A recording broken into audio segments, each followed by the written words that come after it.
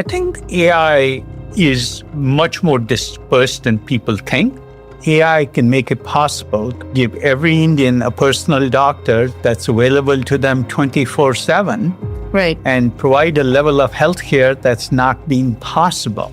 Many Indian farmers, hundreds of millions of them, they can have a PhD level agronomist available to them for free. All 250 million children and every adult learner can use AI tutors for their education. The world isn't as well equipped to adapt AI as India is. 2047 is a great day. I think that's a good time to shoot for nobody in India needs a job. I am allergic to a big title in a big company because they're uninteresting people. They're not creative people creating new things. They're following last year's paradigm. I think the problem isn't with entrepreneurs. The problem is with the investors.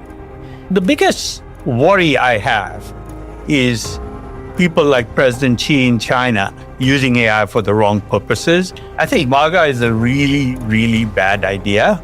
I'm a huge critic of Trump. He's truly idiotic.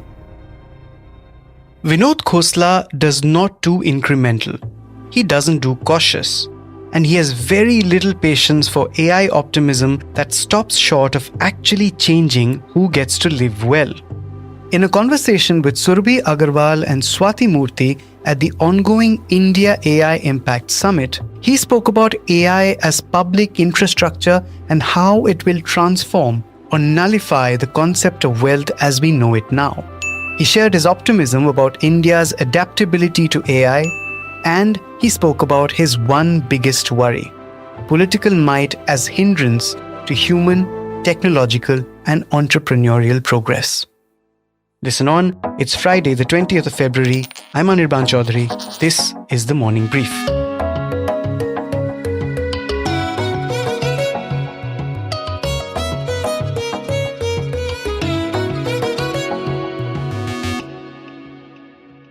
Mr. Khosla, thank you so much for talking to The Economic Times. It's a real pleasure. You had a meeting with the Prime Minister yesterday.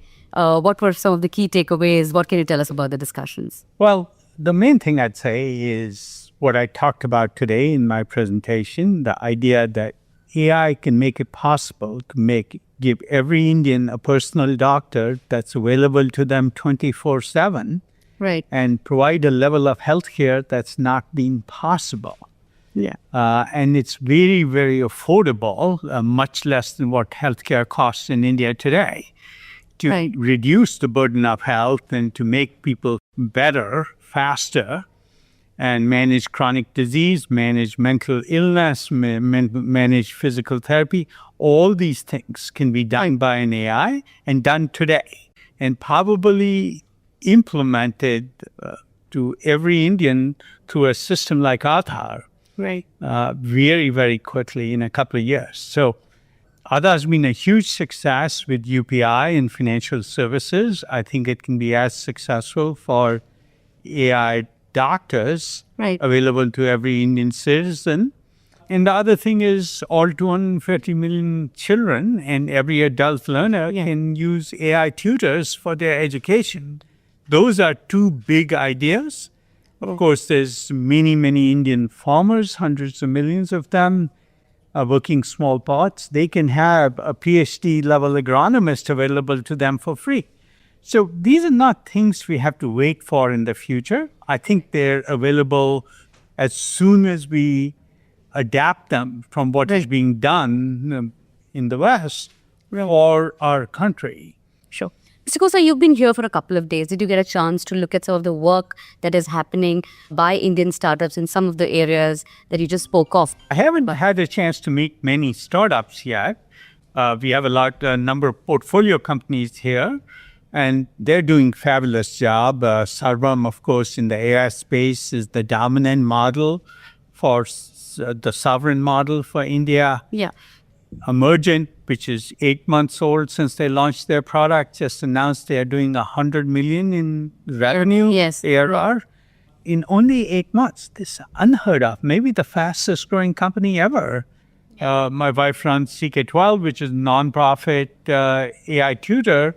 You already have probably 4 or 5 million students in India who, on their own, without any help, have found and used the AI tutor from CK12. About 12 or 13 million users. Those are mostly children, so it's really, really useful. Now, can that be scaled to 250 million children? Pretty trivially, with a little bit of work. Mr. Khosla, you've been talking about AI for a really long time. And now that it has come into the play now and the scale, and the last few days you've been talking about the job losses. India is a money poor, or maybe even like people rich, time rich economy. So what does it mean for a country like India? And if you're talking about AGI, you have spoken about AGI on multiple forums. So what is the post-AGI, if as predicted by Altman today, in a couple of years, or other person in like 5 years, what does the post-AGI economy looks like for a country like India? Yeah, I think the next 5 years will look very great to economists. They measure things like productivity growth. Right. They measure GDP growth. They measure, things like that. That looks great. I think at some point, the disruption AI causes, and my bet is from 2030 to 2040, we will see strong political forces in politics influencing whether AI gets adapted in each country. And it'll be different in each country. You'll see chaotic policies, politicians pushing certain benefits, politicians saying there can't be job losses, which would slow down AI adoption. It'll be a complex mix. The fact is, and that's why I'm talking about free AI doctors to everybody, free AI tutors to everybody, free education, free agronomy. Those are things that massive scale and should come before the job losses and the disruption. But I have no question GDP growth will accelerate because of it. Because productivity is growing, you might see job losses or disruption in jobs. People will have to move what they do pretty dramatically. I think there will be such a large production of goods and services. Things like food will be cheap. Entertainment will be cheap. Almost every service will be near free. And I know it sort of seems odd to believe, but by 2050, it's going to be very, very exciting. It'll truly be an era of abundance if the politics allows it to happen. And so you get geopolitical influence, not through brute force or Trump-like characters. You get it through doing good for everybody that people appreciate. What do we do in the short term, building on what Swathi asked you about? And you made a very strong statement yesterday where you said that perhaps by 2030, there would be nothing like IT services or BPO industry anymore. Well, let me put that in context. If you're providing IT, the thing with technology is either you change with it and leverage it, or it leaves you behind. The notion that there will be IT services, I think over some period of time, whether it happens by 2030 or 2035, hard to predict. Right. The idea of providing software services to Western enterprises will go away. Already, there's AI bots, agents who are doing that work, and they'll only get better and get better very, very rapidly. More importantly, the world isn't as well equipped to adapt AI as India is, especially the developing world. They have either very high costs in the West or very little knowledge, like in Africa or Southeast Asia. So Indian services companies can do AI services all over the world, and that's a real opportunity. But only those who move rapidly and quickly will take advantage of it and probably be a bigger opportunity than what they're leaving behind. We are starting to see people come up with very creative solutions that are not based on spending $1 billion to develop one model. So I just want to give you an example of DeepSeek. Completely changed the paradigm of how much money it takes to develop a state-of-the-art model. Right. Sarvam's models today are ahead of where DeepSeek was a year ago today. So if you talk to them, Right. that's pretty exciting. So I do think creativity is as important a tool, not the only tool, as money. Money is an important Right. tool. Creativity is an even more important tool, and talent and knowledge is an important tool. And India clearly has the talent and knowledge and expertise to do these things. In fact, most labs mostly have a huge percentage of Indians in their labs. True. I want to understand from you, if we zoom out a little bit and look at, how the world order on AI right now. What does it mean for a country like India, which has ambitions to be a developed nation by 2047? 2047 is a great day. I think that's a good time to shoot for. Nobody in India needs a job. They can work jobs because they want to work them. If you're a farm worker laboring in 110-degree heat, it's not really a job. It's servitude to survival. Can the bottom quartile, the bottom half of the Indian population have 10x better standard of living than we have today by 2047 without having a job? Yes. By 2047, which would be an awesome goal for India, we can declare minimum standards of living in the country that are so high that nobody needs to worry about survival. That will be possible by 2047. Right. What does this mean for wealth creation as a whole? Because if everything is free, like what you're So, saying, my also seeing sort of wealth concentration with just few companies holding a lot of power. So wealth and power, what is that dynamic? I think the focus on wealth is the wrong focus. I think what is the right focus is what happens to the bottom half of the population. How well off are they? And do they have freedom? Wealth is only, concentration is only a problem if it imposes lack of freedom on the other 90% of the population. And I think we can have both. Now, it's very hard to predict what happens to the notion of wealth. I think very likely starting 2035 to 2050, we'll have a hugely deflationary economy. So if onions cost 10 paisa a kilo, do you care about wealth? No. You care about relationships. You care about what you have time to do, time when you can follow your passion, whether it's competing in the Olympics or Right. doing your own photography.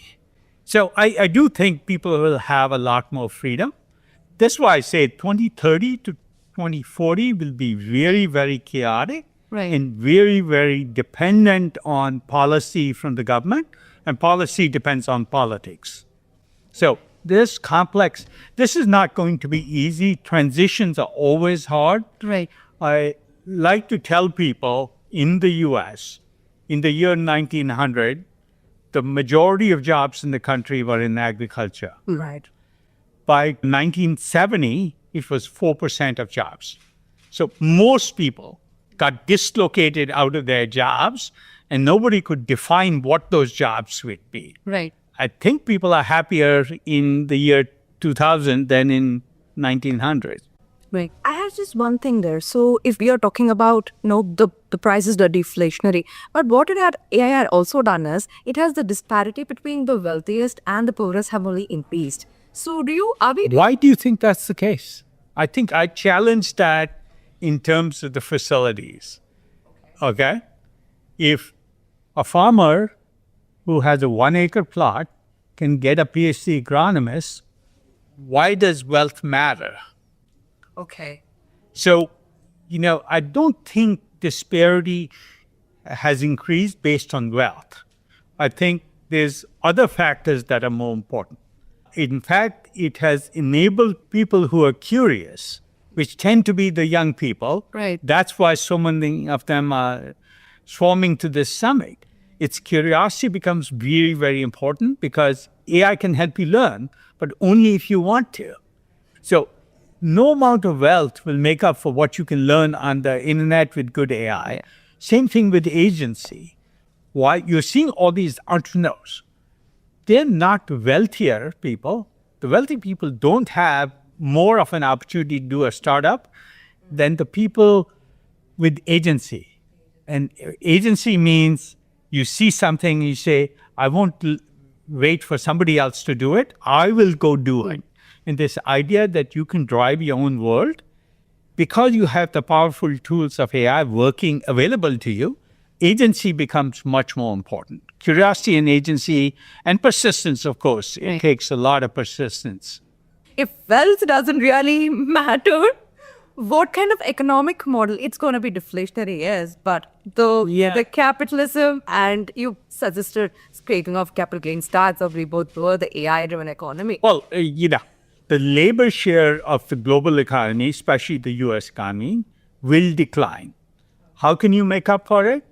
By making capital gains tax the same as ordinary income and take the bottom 40-50% of the people out of the tax roll.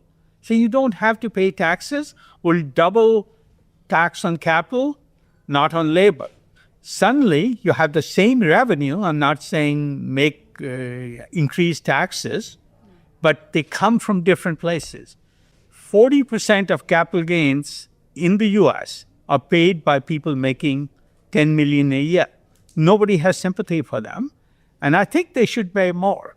So, there's things, there'll be exceptions. So if you're a farm holder and you have a family farm, you don't want it to be sold because the next generation has to pay taxes. So there are things, inheritance tax is another thing. There's no reason to have inheritance the tax be low. Inheritance tax, I believe, should be high. Those are all examples of favoring the people who are at the bottom of the pyramid over people at the top of the pyramid. Coming to your bets as a venture capitalist, you've made some really amazing and futuristic bets by investing early into OpenAI. We are seeing some of your investments into Emergent and Surabhi reaping, they are very, very promising companies. Talk to us a little bit about what kind of ecosystem are you seeing in the US, primarily in San Francisco, which is emerging as the epicenter of all AI innovation, and in India. Well, I think AI is much more dispersed than people think. So what happens is the best people move to California because there's others like him. They get a lot of support. So these support ecosystems are very, very important. Here in California, you work for a big company for 10 years and nobody wants to ever hire you. You're unemployable if you work for a large company for 10 or 15 years. You have to have startup experience. I know it sounds silly. People like big titles in big companies. True. I am allergic to a big title in a big company because they're uninteresting people. They're not creative people creating new things. They're following last year's paradigm. Do you also study the ecosystem in India? Because we often criticize for saying that, okay, we might have produced a Sundar Pichai or a Satya Nadella, but we've been incapable of producing a Google or a Microsoft or an OpenAI out of India. How can we change that? Well, I think the problem isn't with entrepreneurs. The problem is with the investors.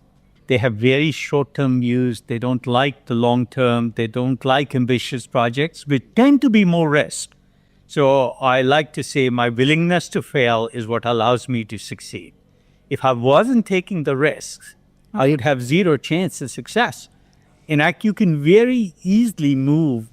So most business, especially larger businesses, reduce risk to the point where the consequences of success are inconsequential. My world and the culture in San Francisco. And San Francisco is a state of mind. It's not really a place. The culture there is, I don't mind failing, but if I succeed, it better be consequential. So you're increasing the probability of failure and increasing the consequences of success. Those are rational trade-offs, and you have to decide what you want to do. So if we have a lot of assumptions about AI, what's going to happen, what's not going to happen, if you were to be happy about maybe one or two of your assumptions, which doesn't come to pass, which one would that be?